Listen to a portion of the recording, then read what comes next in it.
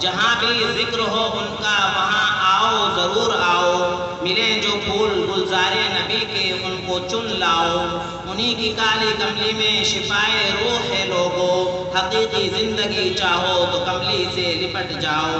مراد عزت معاب حضرت مولانا جلال الدین قاسمی صاحب دامت برکاتہم مدد ذلہ العالی ہے، امام مسجد امرود والی چاندنی محل، صدر مدرس جامعہ رحیمیہ مہیدیان ہیں۔ میں حضرت سے بسط و احترام درخواست کرتا ہوں کہ وہ تشریف لائیں اور اپنے مواعظ حسنہ سے ہم سامعین کو مستفید فرمائیں اس شعر کے ساتھ کہ ہم نے ہر منزل امکا پہ جلائے ہیں چراغ، ہم نے ہر منزل امکا پہ جلائے ہیں چراغ، ورنہ ہر قافلہ راہوں میں بھٹکتا ہوتا۔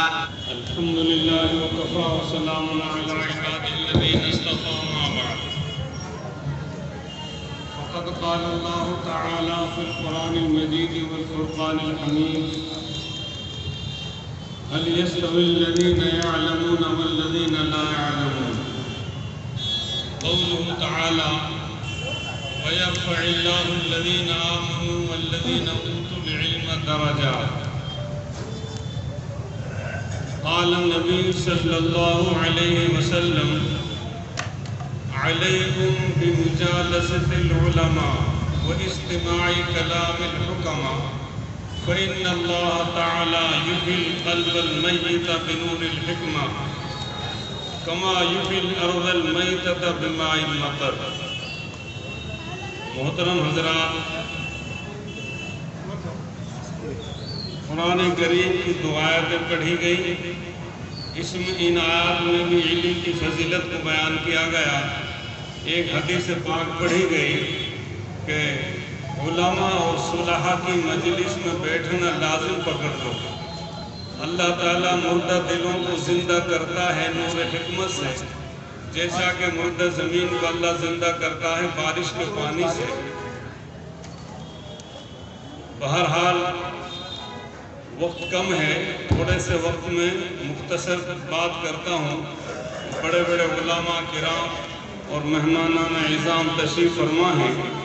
بہرحال یہ جلسہ جو ہے مدرسے کی کارکردگی کے متعلق ہے، تو طلب علم کی کتنی فضیلت ہے، قرآن کریم کی کتنی فضیلت ہے۔ حدیث میں آتا ہے من قرأ القرآن وحفظه ادخلہ الجنة وشفعه في 10 من اہل البیت كلهم قد استوجبت النار۔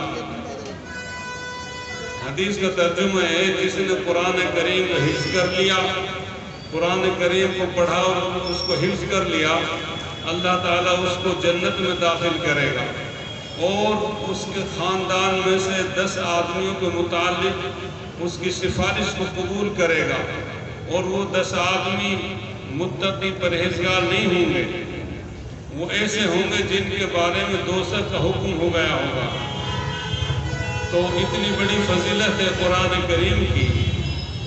اور ایک کثیر ابن قیس وہ بیان کرتے ہیں کہ میں حضرت ابو دردہ رضی اللہ عنہ کی خدمت میں بیٹھا ہوا تھا کہ ایک جوان دیہاتی آدمی آیا اور اس نے حضرت ابو دردہ سے عرض کیا کہ ابو دردہ، میں صرف آپ کے پاس اس لیے آیا ہوں کہ میں حضور کے حدیث سننے کے لیے آیا ہوں کہ آپ کے پاس حدیث پاک ہے، تو حدیث سننے کی محبت میں آیا ہوں۔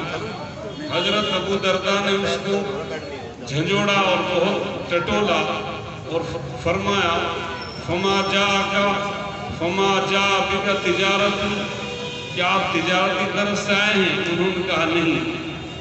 پھر حضرت ابو دردہ نے کہا ولا جا بک غیر، کسی اور غرض سے آئے ہیں؟ انہوں نے کہا نہیں، صرف حدیث سننے کے لیے آیا ہوں۔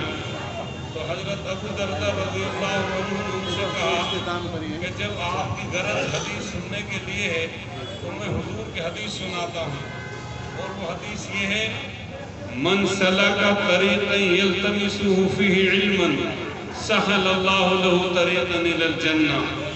جو علم حدیث حاصل کرنے کے لیے نکلتا ہے، اللہ تعالیٰ اس کے لیے اس علم کی برکت سے جنت کا راستہ آسان کر دیتا ہے۔ تو یہ علم حاصل کرنے کی فضیلت ہے۔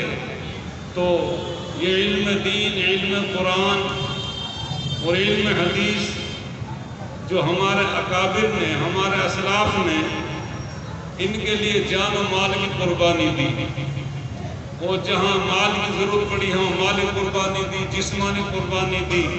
تو ان اسلاف اور ان بزرگان دین کی محنت اور ان کے جد و جہد سے یہ علم دین ہم تک آپ تک پہنچ گیا۔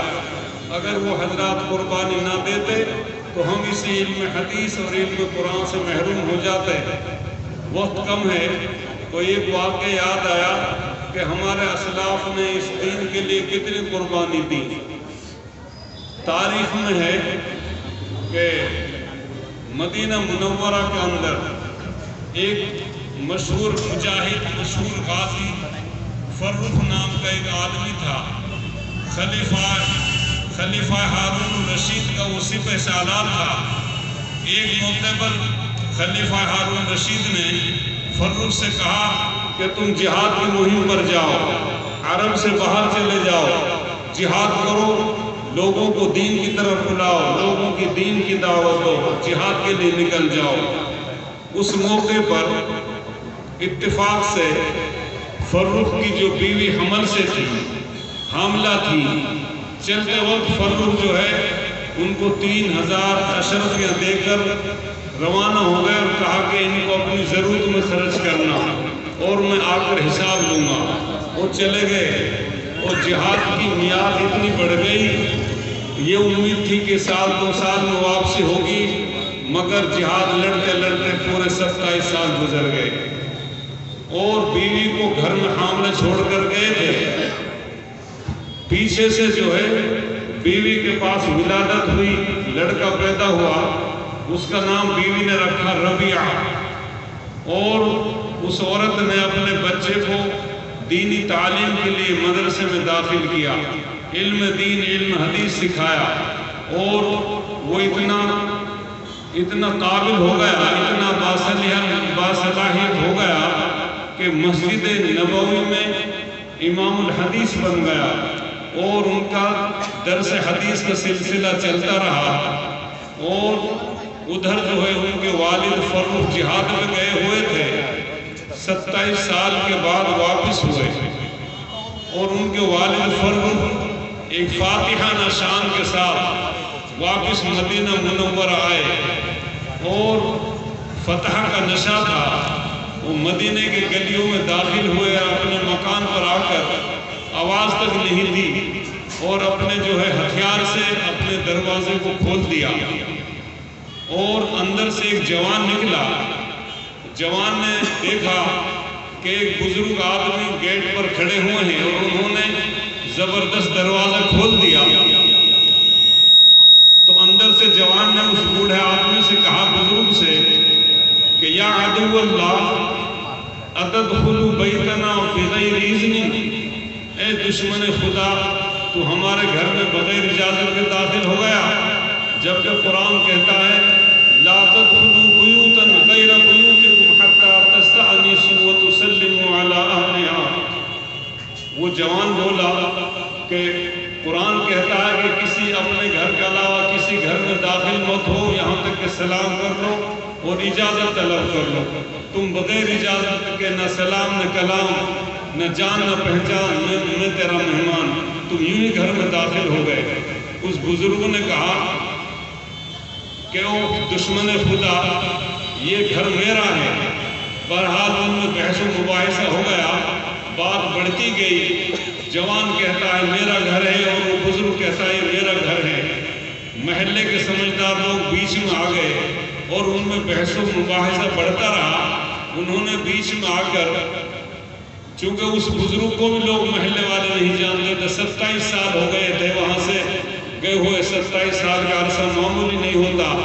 27 سال کے اندر بچے جوان ہو جاتا ہے اور جوان بوڑھا ہو جاتا ہے، تو اس لیے بزرگ کو لوگوں نے نہیں پہچانا، اور لڑکے کی حمایت میں لوگوں نے کہا کہ گھر اس جوان کا ہے، آپ جو ہے یہاں سے چلے جائیے۔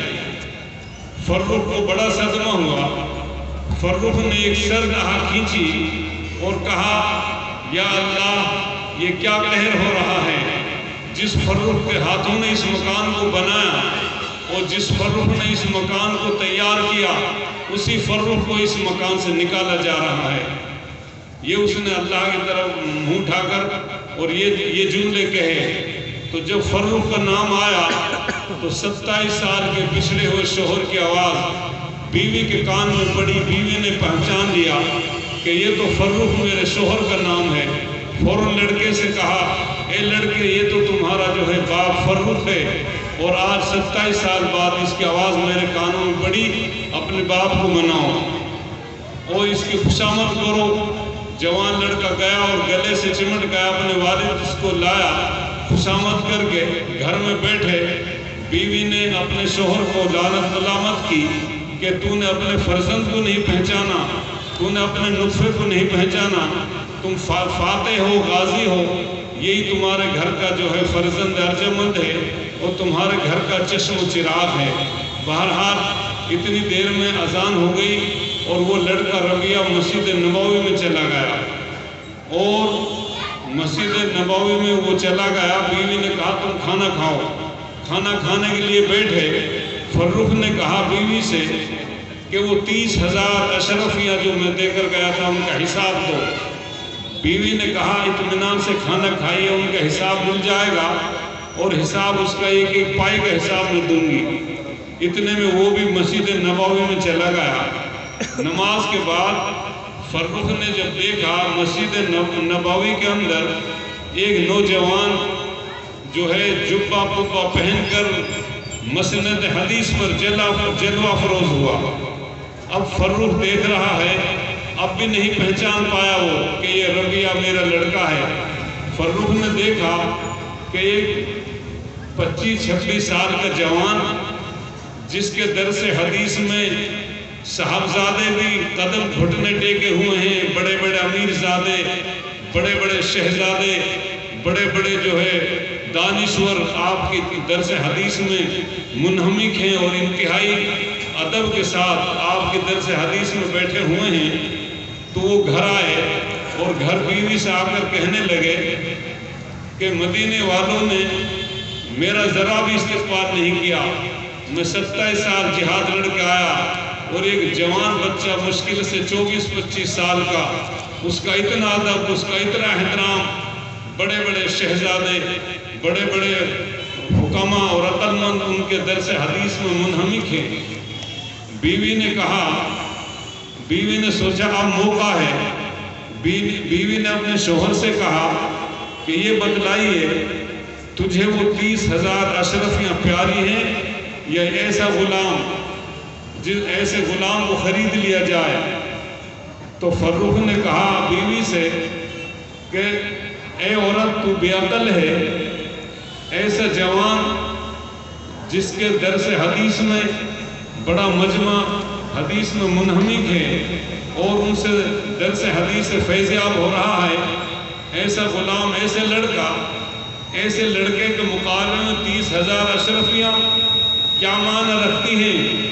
اگر خلیفہ ہارون رشید کا خزانہ اور اس کے علاوہ بہت سے خزانے بھی ہیں، کوئی وقت نہیں، ایسے غلام کے مقابلے میں 30,000 اشرفیوں کی کوئی وقت نہیں۔ تو بیوی نے کہا کہ میں نے وہ تمہاری 30,000 اشرفیاں اس لڑکے کی تعلیم پر خرچ کر دی۔ تو وہ جوش مسرت میں خوشی میں اچھل پڑا، وہ کہنے لگا واللہ ما ضیعتہ واللہ ما ضیعتہ، خدا کی قسم تو نے ان پیسوں کو ضائع نہیں کیا، تو نے اچھی جگہ خرچ کر دیا۔ جب تو نے ان پیسوں میں اتنا اچھا فرزند تیار کیا کہ یہ میرا بیٹا جو میرے بعد میں پیدا ہوا، میرے بعد میں اس کی ولادت ہوئی، تو نے ان پیسوں کو اس کی تعلیم پر خرچ کر دیا اور اس کو علم حدیث، علم قرآن سے سرفراز کیا اور علم حدیث سے اس کو فیضیاب کیا۔ خدا کی قسم تو نے ان کو ضائع نہیں کیا۔ تو علم دین پر خرچ کرنا اتنا فضیلت رکھتا ہے، اس لیے حدیث میں آتا ہے من خرج فی طلب العلم فهو فی سبیل اللہ حتی یرجع، جو آدمی علم دین حاصل کرنے کے لیے نکلے گا وہ لوٹنے تک اللہ کے راستے میں ہے۔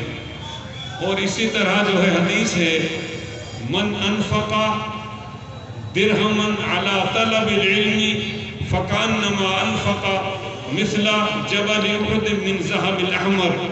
جس آدمی نے علم دین پر 1 درہم خرچ کر دیا، طلب علم پر، علم حاصل کرنے والے طالب علم پر جس نے 1 درہم خرچ کر دیا، گویا کہ اس نے احد پہاڑ کے برابر سونا خرچ کر دیا۔ تو طالب علم پر خرچ کرنا اتنا بابرکت ہے۔ ایک واقعہ ہے کہ کوئی چور چلا جا رہا تھا، کوئی چور چوری کے چکر میں گھوم رہا تھا۔ ایک چور راستے میں چوری کی تلاش میں گھوم رہا تھا، ایک بچے کے رونے کی آواز آئی۔ چور اس بچے کی آواز کو سن کر وہاں پہنچا، بچے سے پوچھا تیرا رونے کا کیا سبب ہے؟ بچے نے کہا میرے چراغ میں تیل ختم ہو گیا، اب میں سبق کس طرح یاد کروں، اس لیے رو رہا ہوں کہ صبح استاد کے سامنے پٹائی ہوگی۔ چور نے کہا اگر میں تجھے تیل کا انتظام کر دوں۔ بچے نے کہا بہت بہت شکریہ آپ کا۔ چور نے انتظام کر دیا، بچہ پڑھنے لگا۔ جب چور نے اس طالب علم کے لیے تیل کا انتظام کر دیا، چونکہ یہ نیک کام تھا، اچھا عمل تھا، تو پھر خداوندی ہوئی۔ چور کے دل میں بات آئی کہ یہ بچہ محض سبق یاد نہ ہونے کی وجہ سے رو رہا ہے، جبکہ استاد کے سامنے تو حیلہ اور تدبیر بھی کی جا سکتی ہے، اور اس کو اتنا فکر ہے، اور میں رات دن اپنے پروردگار کی نافرمانی کرتا ہوں، اور اللہ تعالیٰ کے سامنے مجھے میرا حشر کیا ہوگا کہ میں رات دن اللہ کی نافرمانی کرتا ہوں، چوری ڈکیتی برے کام کرتا ہوں، میں کیا جواب دوں گا؟ اللہ کے سامنے کوئی تدبیر بھی نہیں چل سکتی۔ اللہ تعالیٰ تو، اللہ سے کوئی چیز مخفی نہیں، پوشیدہ نہیں۔ یعلم خائنۃ الاعین وما تخفی الصدور۔ اللہ تعالیٰ تو پوشیدہ اور ڈھکی چھپی تمام باتوں کو جانتا ہے۔ اللہ تعالیٰ عالم الغیب ہے، اسے کوئی چیز مخفی نہیں، پوشیدہ نہیں۔ تو اس کو فکر ہوئی اور اس نے توبہ کی، تو وہ نیک کام کرنے کی وجہ سے، اس نیک کام کی وجہ سے اس کو توفیق ہوئی، اور وہ جو ہے دنیا سے ولی کامل ہو کر گیا۔ تو مدرسے میں پڑھنے والے بچوں پر خرچ کرنا، اور یہ بہت بڑا صدقہ جاریہ ہے، اس لیے کہ حدیث میں آتا ہے اذا مات الانسان انقطع عمله الا من ثلاثة صدقة جاریہ او ولد صالح۔ انسان مر جاتا ہے، اعمال کا سلسلہ منقطع، وہ صدقہ جاریہ باقی رہتا ہے، یا تو مساجد اور مدارس بنوا جانا، یا اولاد صالح کو چھوڑ جانا جو دعا مغفرت کرتی رہے۔ تو بہرحال وقت کم ہے، میں بات اپنی پوری کرتا ہوں کہ یہ مدرسوں میں علم حاصل کرنے والے طلبہ، ان کا درجہ بہت بلند ہے۔ یہ وہ مخلوق ہے کہ جن پر فرشتے جیسی معصوم وہ بھی ناز کرتی ہے، اور مدرسوں میں علم دین حاصل کرنے کے لیے تمام چیزیں خشکی اور تری کے جانور دعا مغفرت کرتے ہیں۔ مچھلیاں پانی میں، ذرے خاک میں، برگ و شجر، نیک عالم کو دعا دیتے ہیں ہر شام و سحر۔ بہرحال مدرسے کے بچوں پر خرچ کرنا وہ بہت بڑا صدقہ ہے، اور صدقے کی اللہ تعالیٰ نے اتنی عظمت بڑھائی کہ الصدقہ تقع فی کف الرحمن اولا ثم تقع فی کف الفقیر، کہ صدقہ پہلے عرش اللہ کے ہاتھ میں جا کر گرتا ہے، پھر فقیر کے ہاتھ میں گرتا ہے۔ بہرحال یہ مدرسہ ہے، مدرسے کے طلبہ پر اور علماء پر خرچ کرنا اللہ کے نزدیک بہت زیادہ پسندیدہ عمل ہے۔ اس لیے حدیث میں آتا ہے کہ اپنے اندر 4 چیزیں پیدا کر لو، 5 میں مت آنے دو۔ کن عالما او متعلما او محبا او مسموعا ولا تکن الخامس فتہلکو، کہ عالم بنو، یا علم سیکھنے والے بنو، یا علم کی بات سننے والے بنو، یا علماء سے محبت کرنے والے بنو، 5 میں مت بنو ورنہ ہلاک ہو جاؤ۔ اللہ تعالی ہمارے اندر علم دین کی وقت اور عظمت پیدا فرمائیں اور آپ کی تشریف آوری کو قبول فرمائیں۔ آپ مہمانان رسول کی ہمت افزائی حوصلہ افزائی کے لیے تشریف لائے ہیں، آپ کا آنے کو قبول فرمائیں۔ اور میں اپنی بات پورا کرتا ہوں اور علماء کرام مہمانان اعظام تشریف فرمائیں۔ وآخر دعوانا الحمدللہ رب العالمین۔